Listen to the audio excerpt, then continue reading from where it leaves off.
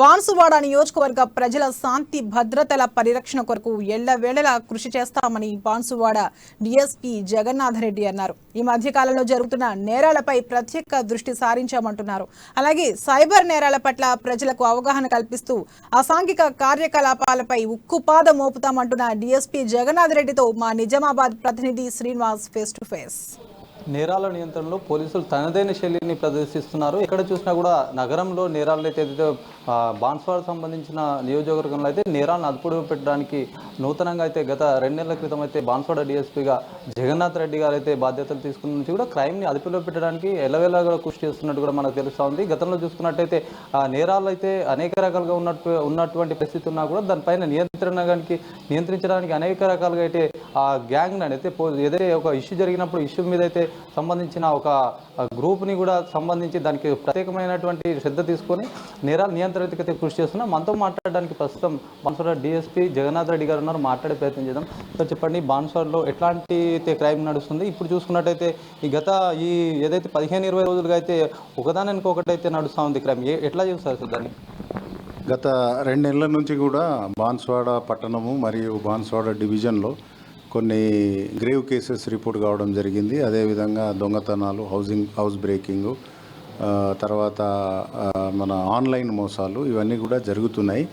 ఈ పర్టికులర్గా grave cases అయితే మనము దాదాపుగా అన్ని కేసెస్ కూడా డిటెక్ట్ చేయడం జరిగింది. నేరస్తుల్ని సంబంధిత కోర్టులలో ప్రవేశపెట్టి రిమాండ్ కొరకు పంపించేయడం జరిగింది.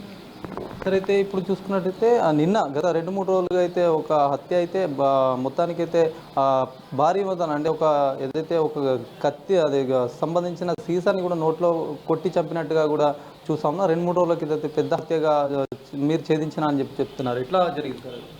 ఇది అంకోల్ గ్రామంలో జరిగింది. ఇది వివాహేతర సంబంధం దీనికి మోటివ్, దీనికి కారణము.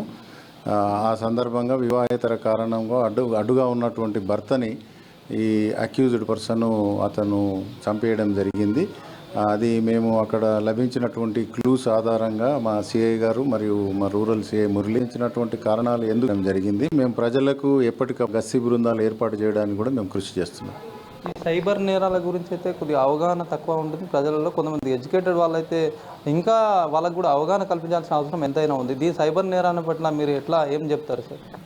అదే అండి, ఈ మధ్య డివిజన్లో బాన్స్వాడ టౌన్లోనే కాకుండా మొత్తం డివిజన్లో కూడా అన్ని పోలీస్ స్టేషన్ల పరిధిలో దాదాపు ఈ ఆన్లైన్ మోసాలు అనేది కేసెస్ రిపోర్టింగ్ జరుగుతుంది ఎక్కువ కూడా. అందులో భాగంగా ప్రజలను మేము ఇప్పుడు ప్రతి నెల మేము ప్రజల వద్దకే వెళ్తున్నాము. కొన్ని సెలెక్టెడ్ పోలీస్ స్టేషన్లో ఉన్న గ్రామాలను మేము ఎన్నిక చేసుకొని అందులో అక్కడ ప్రజల వద్దకు వెళ్ళి ఈ ఆన్లైన్ మోసాలు ఎన్ని రకాలుగా జరుగుతాయి, ఏ రకంగా ప్రజలు మోసగింపబడుతున్నారు, వాళ్ళు అప్రమత్తంగా ఎలా ఉండాలనే దాని మీద మేము వాళ్ళందరినీ కూడా చైతన్యం చేయడానికి కృషి చేస్తున్నాం. యువత అయితే పెడదారిన పోయే అంటే వ్యసనాలకు కూడా అలవాటు పడుతున్న పరిస్థితి కనిపిస్తుంది. ముఖ్యంగా జూదం పట్ల కూడా కొన్ని ఏరియాలలో అయితే అడ్డాలుగా మారిన పరిస్థితి కనిపిస్తుంది. గతంలో చూసుకున్నట్టయితే బాన్స్వాడలో కూడా దాడులు నిర్వహించి ఆ పేకాట స్థావరాలపైన కూడా ఉక్కుపాదం మోపారు. ఇప్పుడు కూడా మళ్ళీ అది పెట్టిరిగిపోతున్న సందర్భం కనిపిస్తుంది. అలాంటి వాటిపైన ఎట్లా చర్యలు తీసుకుంటారు? తప్పకుండా అండి. దీపావళి సందర్భంగా ఈ డివిజన్లో బిచ్కుంద సర్కిల్లో కూడా చాలా వరకు మేము కేసులు చేయడం జరిగింది. దీపావళి అప్పుడు ఎక్కువ ఆడే అవకాశం ఉంది వాళ్ళు, కాబట్టి మేము అది తగిన సమాచారం మేము అంతా ఏర్పాటు చేసుకొని అప్పుడు చాలా కేసులు చేయడం జరిగింది. అదే మేము పేకాట పట్ల మేము కఠినంగానే ఉన్నాం. అదేవిధంగా మరింత సమాచారాన్ని మీ పేకాట గురించి తెలుసుకొని తప్పకుండా వాటిని అరికట్టే ప్రయత్నం చేస్తాం. ఓవరాల్గా ప్రజలకు కానీ ఇట్లా ఏమన్నా మెసేజ్ ఇవ్వదలుచుకున్నారు సార్? ఇట్లా మొత్తానికి దొంగతనాల పైన కానీ ఇట్లాంటి అంటే వాళ్ళు ముందస్తుగా ఎలాంటి ఏమన్నా చర్యలు చేపట్టడానికి కానీ జాగ్రత్తలు పాటించడానికి ఏమైనా చెప్తారా?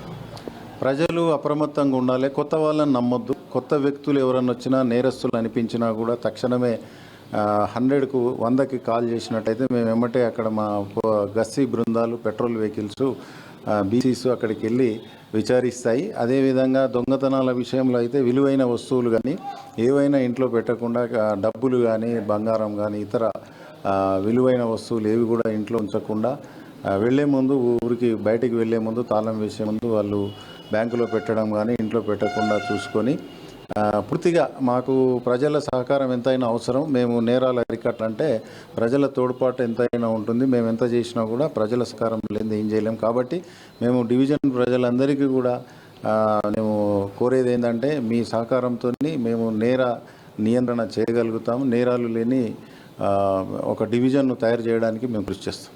అయితే మొత్తానికి బాన్స్వాడలో అయితే దాదాపుగా గత 2 నెలల నుంచి అయితే బాన్స్వాడ డిఎస్పీగా జగన్నాథ్ రెడ్డి గారు వచ్చారు. వాళ్ళు చెప్తుంది ఏంటంటే ఎవరు కూడా అలర్ట్గా ఉండాలి. ఎట్లాంటి అవాంఛనీయ సంఘటనలు కానీ ఎక్కడైనా అనుమానితులు ఎవరైనా ఉంటే కూడా వాళ్ళు తప్పకుండా పోలీసులకు 100 డైల్ కానీ ఇక్కడ సంబంధించిన స్టేషన్లో కానీ సమాచారం ఇవ్వాలని చెప్తున్నారు. అదేవిధంగా ఎక్కడ చూసుకున్న యువత పట్ల కానీ ఇక్కడ ఎలాంటి ఇల్లీగల్ కాంటాక్ట్స్ ఏమైనా ఉంటే కూడా వాళ్ళపైన ఉక్కుపాదం మోపుతామని కూడా చెప్తున్న పరిస్థితి కనిపిస్తుంది. కెమెరామెన్ భాస్కర్తో శ్రీనివాస్, అమ్మా న్యూస్, కామారెడ్డి జిల్లా. నేరాల నియంత్రణలో పోలీసులు